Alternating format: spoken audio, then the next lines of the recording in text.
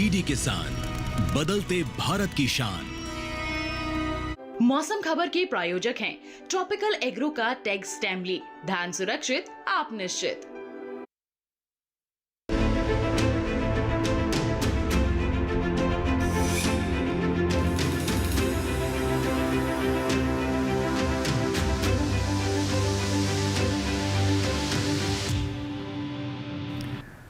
नमस्कार, आप सभी का स्वागत है दूरदर्शन किसान पर। आप देख रहे हैं हमारा खास कार्यक्रम मौसम खबर। मैं हूं आपके साथ पुलकित शुक्ला।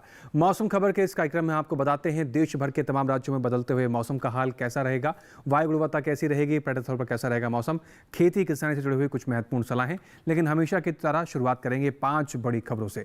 मौसम के लिहाज से 5 बड़ी खबरें क्या रहने वाली है, नजर डालते हैं। सबसे पहले बात गुजरात की। कहीं कहीं मूसलाधार बरसात के अंदेशे लगाए गए हैं, तो ये बड़ी खबर। मौसम के लिहाज से बड़ा परिवर्तन आपको देखने को मिलेगा। मध्य महाराष्ट्र की बात करें, इक्का दुक्का जगह जमकर बरसेंगे बादल, तो यहां पर भी बरसात को लेकर संकेत जारी किए गए हैं। बड़ी खबर मौसम के लिहाज से। कोंकण गोवा की बात कर सकते हैं, कहीं कहीं हो सकती है तेज बरसात, यहां पर भी बरसात के संकेत जारी किए गए हैं। मौसम के लिहाज से बड़ी खबर। नजर डालते हैं अब तेलंगाना की तरफ, जहां पर कुछ हिस्से में भारी बारिश के आसार बताए गए। यहां पर भी बरसात के संकेत जारी किए गए। मौसम के लिहाज से बड़ी परिवर्तन देखने को मिलेगा। बड़ी खबर। हिमाचल प्रदेश की बात करें, कहीं कहीं तेज हवाएं चलने की संभावना है। तो हिमाचल प्रदेश में फिलहाल बरसात को लेकर कोई संकेत नहीं, हवाओं को लेकर संकेत जारी किए गए। मौसम के लिहाज से ये 5 बड़ी खबरें हुई। आगे बढ़ते हैं और बात करते हैं इस बदलते हुए मौसम का क्या असर होगा आपके क्षेत्रों में, यानी कि आपको कैसे अलर्ट रहना है, कहां सावधान रहना है, कहां के लिए चेतावनी जारी की गई है। मौसम अलर्ट के इस सेगमेंट में हम जानेंगे अपनी एआई एंकर भूमि के जरिए।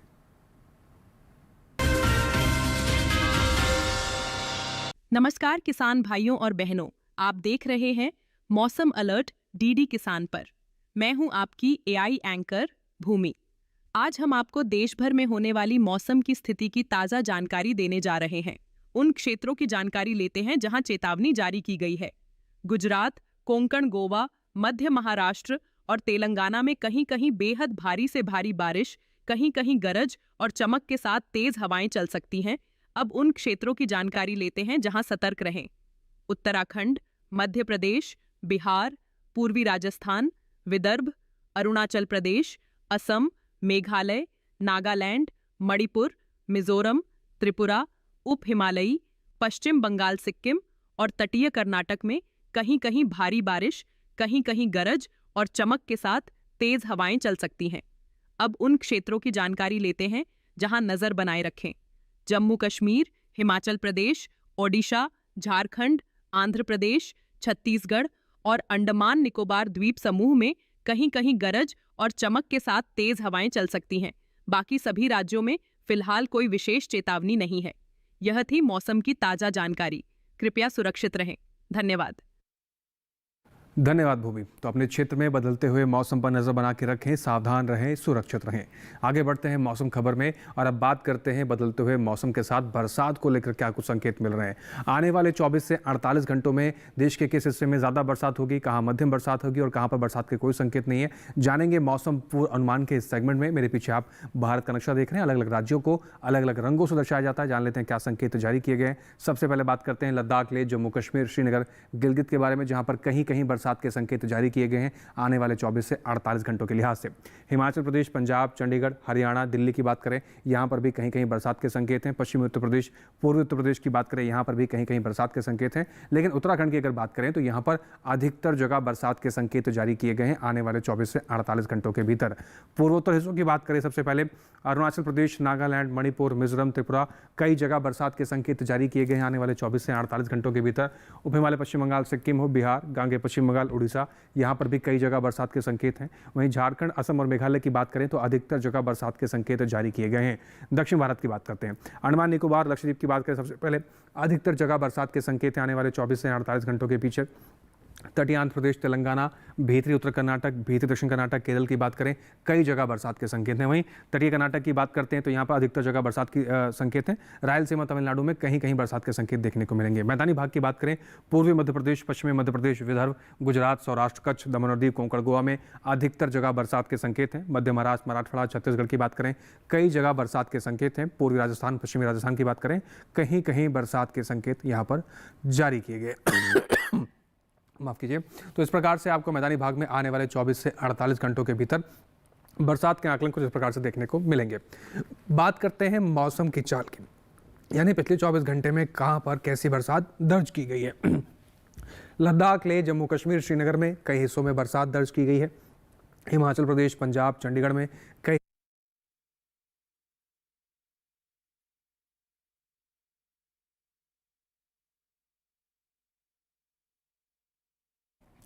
तो हिमाचल प्रदेश, उत्तराखंड की बात करें, यहाँ पर भी बरसात दर्ज की गई है।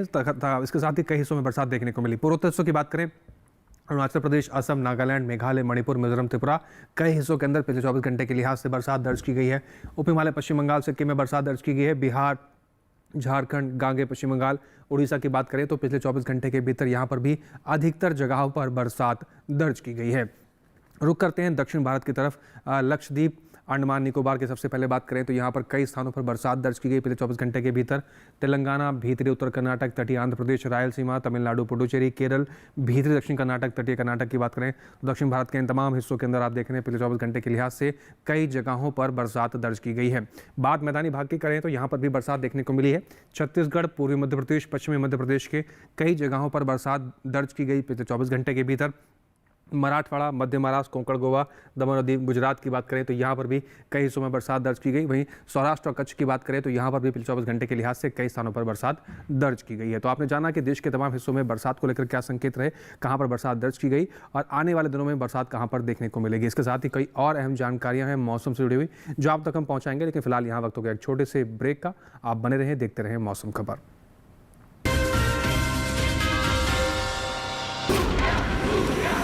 इसमें है फौलादी ताकत, ये कड़े इम्तिहानों से नहीं डरता, इसे सालों का तजुर्बा है।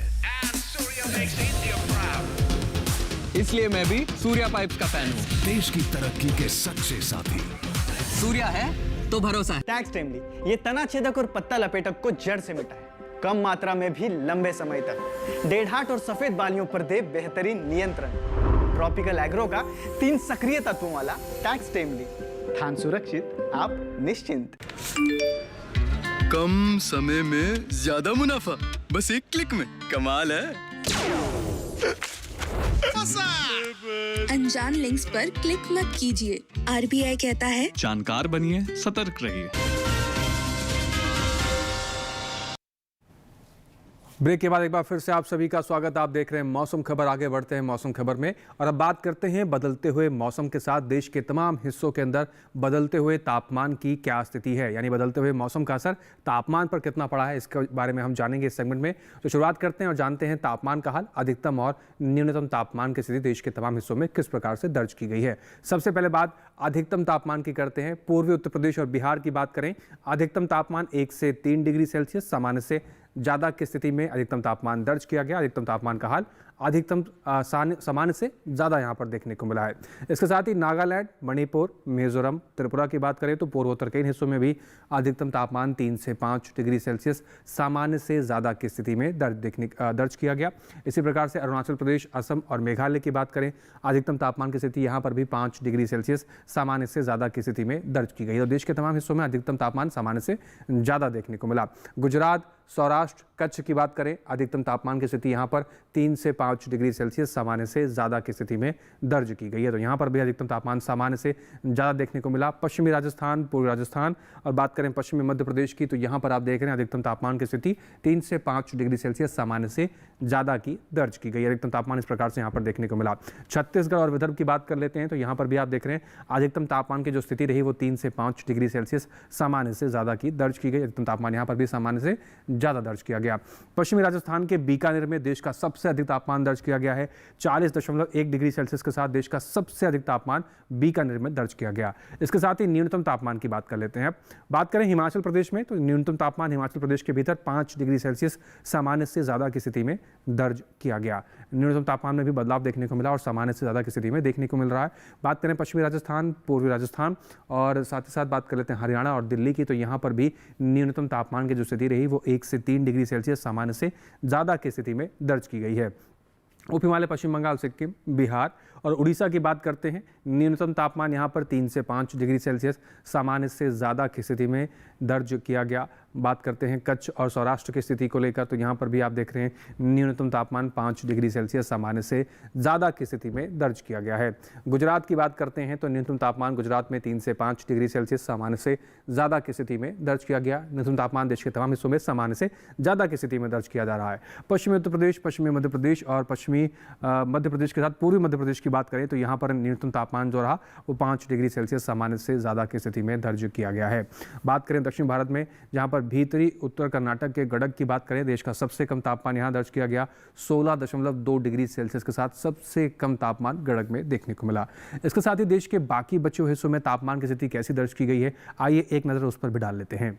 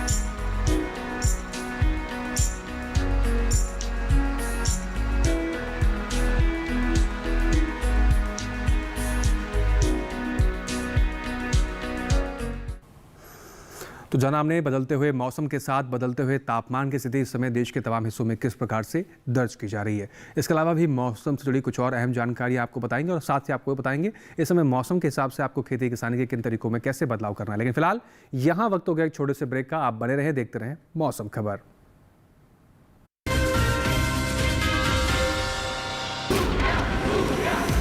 इसमें है फौलादी ताकत, ये कड़े इम्तिहानों से नहीं डरता, इसे सालों का तजुर्बा है। इसलिए मैं भी सूर्या पाइप्स का फैन हूँ। देश की तरक्की के सच्चे साथी। सूर्या है तो भरोसा है। टैक्स टाइमली ये तना छेदक और पत्ता लपेटक को जड़ से मिटाए, कम मात्रा में भी लंबे समय तक। डेढ़ाट और सफेद बालियों पर दे बेहतरीन नियंत्रण। ट्रॉपिकल एग्रो का 3 सक्रिय तत्वों वाला टैक्स टाइमली, धान सुरक्षित, आप निश्चिंत। ब्रेक के बाद एक बार फिर से आप सभी का स्वागत। आप देख रहे हैं मौसम खबर। आगे बढ़ते हैं मौसम खबर पे और अब बात करते हैं बदलते हुए मौसम के साथ बदलते हुए तापमान के साथ देश के तमाम हिस्सों की वायु गुणवत्ता में कितना बदलाव देखने को मिला है। और इस जानकारी को लेने के लिए एक बार फिर से रुख करेंगे अपनी एआई एंकर भूमि की तरफ। अब बढ़ते हैं आगे और जानते हैं कि देश के अलग अलग राज्यों में वायु की गुणवत्ता कैसी है। सबसे पहले बात करते हैं राजधानी दिल्ली की। यहाँ वायु गुणवत्ता सूचकांक 90 दर्ज किया गया, जो कि संतोषजनक श्रेणी में है। वहीं पुणे की वायु गुणवत्ता सूचकांक 41 दर्ज किया गया, जो कि अच्छी श्रेणी में है। मुंबई की बात करें तो यहाँ की वायु गुणवत्ता भी अच्छी रही। यहाँ गुणवत्ता सूचकांक 38 दर्ज किया गया। कोलकाता में गुणवत्ता सूचकांक 48 दर्ज किया गया, जो कि अच्छी श्रेणी में आता है। अब बात करते हैं हैदराबाद की, तो यहाँ गुणवत्ता सूचकांक 59 दर्ज किया गया, जो कि संतोषजनक श्रेणी में है। वहीं अहमदाबाद में वायु की गुणवत्ता संतोषजनक श्रेणी में है। यहाँ गुणवत्ता सूचकांक 52 दर्ज किया गया। बेंगलुरु में वायु गुणवत्ता सूचकांक 41 दर्ज किया गया। यहाँ की वायु गुणवत्ता भी अच्छी रही। पटना की बात करें तो यहाँ वायु की गुणवत्ता अच्छी श्रेणी में है। यहाँ गुणवत्ता सूचकांक 47 दर्ज किया गया। वहीं लखनऊ में वायु गुणवत्ता भी संतोषजनक श्रेणी में है। यहाँ वायु गुणवत्ता सूचकांक 51 दर्ज किया गया। कृपया अपनी सेहत का ध्यान रखें। हम फिर मिलेंगे, तब तक के लिए नमस्कार। धन्यवाद भूमि। आगे बढ़ते हैं मौसम खबर में और अब रुक करते हैं देश के कुछ प्रमुख पर्यटन स्थलों पर। इन पर्यटन स्थलों पर आने वाले 4 दिनों में मौसम का हाल कैसा रहेगा, वहाँ के तापमान में क्या तब्दीली हमें देखने को मिलेगी, ये सारी जानकारी आपको इस सेगमेंट में देंगे ताकि आप आने वाले अपने 4 दिनों के हिसाब से तैयारी कर सकें। तो शुरुआत करते हैं और जानते हैं पर्यटन पूर्वानुमान में आज क्या कुछ खास देखने को मिल रहा है। सबसे पहले रुक करते हैं हम उत्तराखंड के देहरादून की तरफ, जहाँ पर बुधवार, गुरुवार, शुक्रवार, शनिवार 4 दिन मौसम एक समान के संकेत है। गरज चमक के साथ तेज बरसात के संकेत है 4 दिन। बात करें अधिकतम तापमान की तो 30 डिग्री सेल्सियस से लेकर 33 डिग्री सेल्सियस तक का अधिकतम तापमान आपको देखने को मिलेगा आने वाले 4 दिनों के लिहाज से। न्यूनतम तापमान की बात करें 24 डिग्री सेल्सियस के आसपास की स्थिति न्यूनतम तापमान की बनती हुई नजर आएगी और चारों दिन यहाँ पर गरज चमक के साथ बहुत तेज बरसात के भी संकेत जारी किए गए हैं। सीधा रुख कर लेते हैं अब केरल के कन्नूर की तरफ। बुधवार, गुरुवार, शुक्रवार, शनिवार चारों दिन मौसम एक समान के संकेत है। यहाँ पर भी चारों दिन गरज चमक के साथ बहुत तेज बरसात के संकेत जारी किए गए हैं। साथ ही अधिकतम तापमान की बात करें 30 डिग्री सेल्सियस तक का अधिकतम तापमान देखने को मिलेगा। न्यूनतम तापमान 23 डिग्री सेल्सियस के आसपास बनता हुआ नजर आएगा। साथ ही चारों दिन यहाँ पर बरसात के भी संकेत जारी किए गए हैं। तो केरल के कन्नूर जाने वाले जितने यात्री हैं इस प्रकार के मौसम के और तापमान के हिसाब से अपनी तैयारी कर सकते हैं। रुक कर लेते हैं पंजाब के अमृतसर की तरफ। बुधवार, गुरुवार शुरुआत 2 दिन कई जगह बादल छाए रहेंगे, कई जगह धूप खिलने के संकेत हैं। शुक्रवार को मौसम में तब्दीली, गरज चमक के साथ तेज बरसात के संकेत। शनिवार को फिर से मौसम में तब्दीली, कुछ जगह बादल छाए रहेंगे, कुछ जगह हल्की फुल्की धूप खिलने के संकेत। अधिकतम तापमान की बात करें 32 से 33 डिग्री सेल्सियस तक की स्थिति अधिकतम तापमान की। न्यूनतम तापमान की बात करें 26 से 27 डिग्री सेल्सियस के आसपास की स्थिति न्यूनतम तापमान की बनती हुई नजर आएगी। अब बात कर लेते हैं राजस्थान के जैसलमेर की। बुधवार को कुछ हिस्सों में बादल छाए रहेंगे, कुछ हिस्सों में हल्की फुल्की धूप खिलने की संभावना। गुरुवार को हल्की से मध्यम बरसात कई हिस्सों में। शुक्रवार को गरज चमक के साथ बहुत तेज बरसात के संकेत। शनिवार को फिर से बरसात के संकेत जारी किए गए हैं। साथ ही अधिकतम तापमान की बात करें 34 डिग्री सेल्सियस से लेकर 38 डिग्री सेल्सियस तक का अधिकतम तापमान आपको जैसलमेर के अंदर देखने को मिलेगा। न्यूनतम तापमान 25 से 28 डिग्री सेल्सियस के आसपास बनती हुई नजर आएगी। आगे बढ़ते हैं, बात करते हैं हरियाणा के कुरुक्षेत्र की तरफ। बुधवार, गुरुवार 2 दिन मौसम एक समान, कई जगह बादल छाए रहेंगे, कई जगह हल्की फुल्की धूप खिलने के संकेत हैं। शुक्रवार को मौसम में तब्दीली देखने को मिलेगी, गरज चमक के साथ बहुत तेज बरसात के संकेत हैं कई क्षेत्रों में। अधिकतम शनिवार की बात करें तो यहाँ पर भी मौसम में तब्दीली है, कई जगह बादल छाए रहेंगे, कई जगह हल्की फुल्की धूप खिलने के संकेत। अधिकतम तापमान 30 से 32 डिग्री सेल्सियस के आसपास की स्थिति बनती नजर आएगी। न्यूनतम तापमान 25 से 26 डिग्री सेल्सियस के आसपास आपको देखने को मिल सकता है। रुक कर लेते हैं बिहार के बोधगया की तरफ। बुधवार को यहाँ पर कुछ जगह बादल छाए रहेंगे, कुछ जगह हल्की फुल्की धूप खिलने के संकेत हैं। गुरुवार, शुक्रवार, शनिवार बाकी के 3 दिन गरज चमक के साथ बहुत तेज बरसात के संकेत हैं कई हिस्सों के अंदर। अधिकतम तापमान की बात करें तो 30 डिग्री सेल्सियस से लेकर 34 डिग्री सेल्सियस तक का अधिकतम तापमान बिहार के बोधगया में आपको देखने को मिलेगा। न्यूनतम तापमान की बात करें तो 25 से 26 डिग्री सेल्सियस के आसपास की स्थिति न्यूनतम तापमान की स्थिति आपको देखने को मिल सकती है। बात करते हैं अब पश्चिम बंगाल के दार्जिलिंग की। बुधवार, गुरुवार शुरुआत के 2 दिन गरज चमक के साथ बहुत तेज बरसात के संकेत जारी किए गए हैं। शुक्रवार, शनिवार की बात करें हल्की से मध्यम बरसात कई क्षेत्रों में देखने को मिल सकती है आपको। बात करें अधिकतम तापमान की 21 डिग्री सेल्सियस तक की स्थिति अधिकतम तापमान की बनती हुई नजर आएगी आने वाले 4 दिनों के लिहाज से। न्यूनतम तापमान की बात करें 15 डिग्री सेल्सियस के आसपास की स्थिति न्यूनतम तापमान की बनती हुई नजर आएगी आने वाले 4 दिनों के लिहाज से। इस प्रकार से मौसम में परिवर्तन देखने को मिलेगा पर्यटन स्थलों पर। बात करें उत्तर प्रदेश के वाराणसी की तो बुधवार, गुरुवार, शुक्रवार शुरुआत के 3 दिन गरज चमक के साथ बहुत तेज बरसात के संकेत हैं कई क्षेत्रों में। शनिवार की बात करें मौसम में तब्दीली दर्ज की जा सकती है, कुछ जगह बादल छाए रहेंगे, कुछ जगह हल्की फुल्की धूप खिलने के भी संकेत जारी किए गए हैं। अधिकतम तापमान की बात करें 32 डिग्री सेल्सियस से लेकर 34 डिग्री सेल्सियस तक का अधिकतम तापमान आपको देखने को मिल सकता है। न्यूनतम तापमान की बात करें 26 से 27 डिग्री सेल्सियस की स्थिति न्यूनतम तापमान की बनती हुई नजर आएगी। गुजरात के अहमदाबाद की बात करते हैं। बुधवार, गुरुवार, शुक्रवार, शनिवार चारों दिन मौसम एक समान, कई जगह गरज चमक के साथ बहुत तेज बरसात के संकेत जारी किए गए हैं। बात अधिकतम तापमान की करें 33 डिग्री सेल्सियस से लेकर 35 डिग्री सेल्सियस तक की स्थिति अधिकतम तापमान की बनती हुई नजर आ सकती है। न्यूनतम तापमान 25 से 27 डिग्री सेल्सियस के आसपास आपको नजर आएगा। तो इस प्रकार से अहमदाबाद की तैयारी अगर आप कर रहे हैं तो इस प्रकार के मौसम और तापमान के लिए अपने आप को तैयार कर सकते हैं। महाराष्ट्र के महाबलेश्वर की बात करते हैं। बुधवार, गुरुवार, शुक्रवार, शनिवार कई हिस्सों के अंदर बरसात के संकेत जारी किए गए हैं महाबलेश्वर में। अधिकतम तापमान की बात करें 19 से 20 डिग्री सेल्सियस के आसपास की स्थिति अधिकतम तापमान की बनती हुई नजर आ सकती है। न्यूनतम तापमान 17 से 18 डिग्री सेल्सियस के आसपास आपको देखने को मिलेगा और चारों दिन यहाँ पर भी बरसात को लेकर अलर्ट जारी किया गया है। तो इस प्रकार के मौसम की आप तैयारी कर सकते हैं। ये बात हुई पर्यटन पूर्वानुमान की। बात करते हैं अपने देश के अन्नदाता किसान की और खेत में लगी हुई उन फसलों की जो इस समय देश के तमाम हिस्सों में बरसात की चपेट में है। कैसे आपको देखभाल करनी है, किन बातों का ख्याल रखना है, आइए जान लेते हैं अपने एआई एंकर कृषि के जरिए।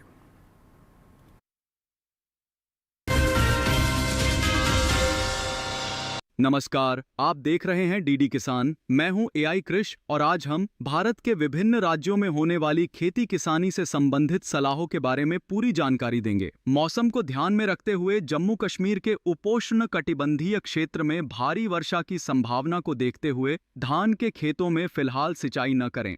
साथ ही यहां के किसान मक्का और दलहनी फसलों के खेतों में बारिश का पानी जमा न होने दें। यहाँ के किसान सब्जियों के खेतों में भी उचित जल निकासी का प्रबंध करें। जम्मू कश्मीर के मध्यवर्ती क्षेत्र में मक्का, खरीफ दलहन और धान के खेतों में उचित जल निकासी सुनिश्चित करें।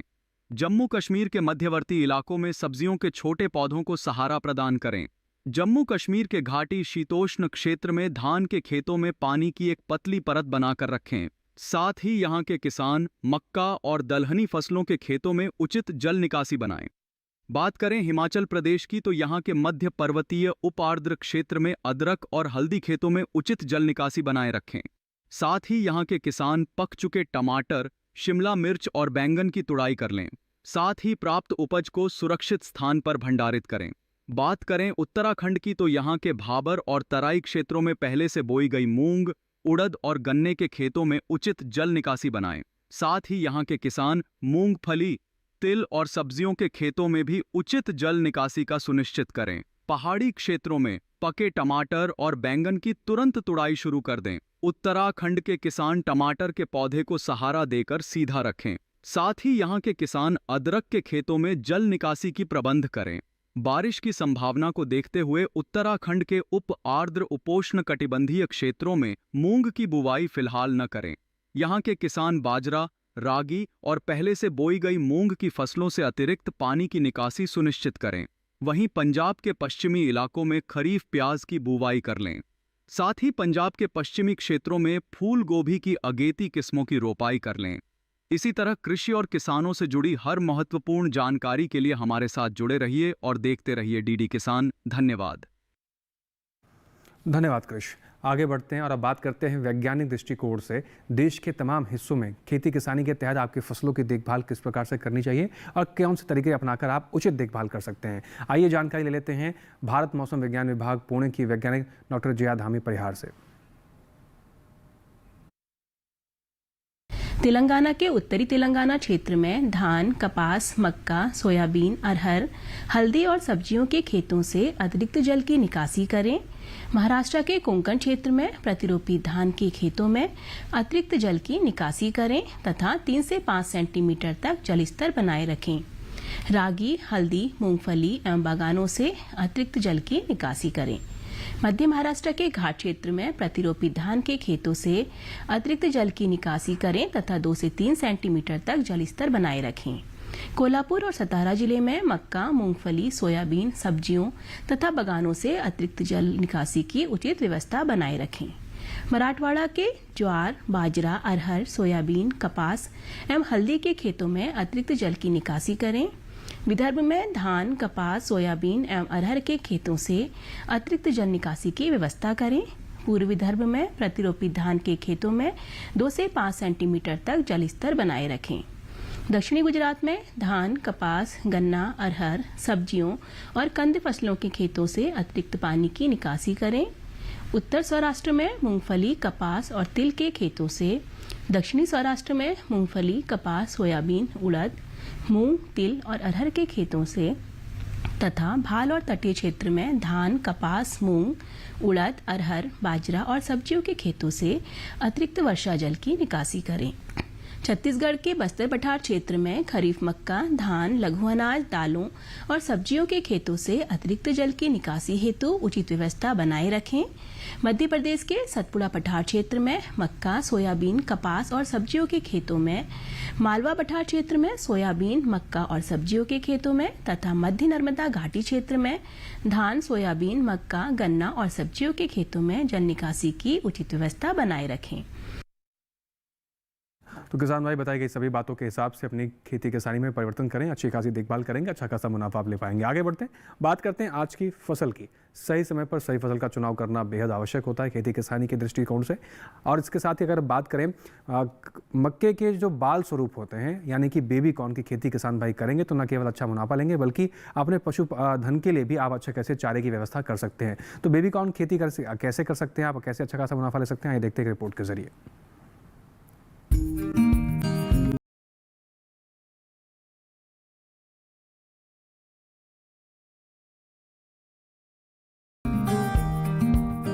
बेबी कॉर्न मक्का की कोई किस्म नहीं है, बल्कि वो अवस्था है जब भुट्टे में दाने बनने वाले हो या बनने शुरू हुए हों। इसका इस्तेमाल सलाद के साथ साथ सब्जी, खीर और हलवे में भी होता है। भारत में इसकी खेती मुख्य रूप से शहरों से सटे इलाकों में होती है। ये काफी पोषक है और शायद यही बढ़ती हुई मांग की वजह है। इसके खेत की तैयारी आम मक्का की तरह ही होती है और इसे 2 तरह से उगाया जाता है। आदर्श अवस्था में 1 हेक्टेयर में 58,000 पौधे लगाए जाते हैं। इस पद्धति में स्वीट और बेबी कॉर्न दोनों ही प्राप्त होते हैं। दूसरी पद्धति में 1 हेक्टेयर जमीन पर पौधों की संख्या 1.25 लाख के करीब होती है। इसमें तमाम भुट्टे बेबी कॉर्न के रूप में इस्तेमाल किए जाते हैं। बेबी कॉर्न के लिए 1 हेक्टेयर जमीन पर 20 से 25 किलोग्राम बीज की जरूरत होती है। 1 हेक्टेयर के लिए 1.5 से 2 क्विंटल नाइट्रोजन 3 बार में डालना होता है। इसकी फसल अमूमन 50 से 60 दिन में तैयार हो जाती है। तुड़ाई पर खास ध्यान देने की जरूरत है, क्योंकि भुट्टा बहुत तेजी से बढ़ता है, इसलिए इसे जितना जल्दी हो सके बाजार भेज देना चाहिए। सुबह का समय तुड़ाई के लिए उपयुक्त है। पौधों में बाल यानी झंडा निकलते ही तोड़ दें और 3 दिन में 1 बार तुड़ाई कर लेनी चाहिए। इस तरह एक फसल के लिए औसतन 7 से 8 तुड़ाई पर्याप्त होती है। 1 हेक्टेयर में 15 से 19 क्विंटल तक बेबी कॉर्न हो सकते हैं। भुट्टे तोड़ने के बाद पौधों को हरे चारे के रूप में इस्तेमाल किया जा सकता है। 1 हेक्टेयर से किसान को 250 से 400 क्विंटल तक हरा चारा मिल सकता है। और इसके साथ ही आज के मौसम खबर में बस इतना ही। दिखाई गई हर एक जानकारी को किसान भाई दोबारा से डीडी किसान के यूट्यूब चैनल पर भी इस मौसम खबर में दिखाई गई हर जानकारी को दोबारा देख सकते हैं। आप करना बस इतना है, आपको आपके टेलीविजन स्क्रीन पर हम हमेशा की तरह आपको एक QR कोड दिखा रहे हैं। इसको स्कैन करेंगे आप तो सीधा पहुंच जाएंगे डीडी किसान के यूट्यूब चैनल पर। वहाँ पर भी मौसम खबर में दिखाई गई हर एक जानकारी को आप दोबारा से भी देख सकते हैं। उम्मीद करते हैं दिखाई गई हर एक जानकारी से हमारे किसान भाइयों को लाभ हो रहा होगा। फिर से हाजिर होंगे मौसम से जुड़ी तमाम नई जानकारी को लेकर। फिलहाल हमें दीजिए इजाजत, आप बने रहें डीडी किसान के साथ। नमस्कार।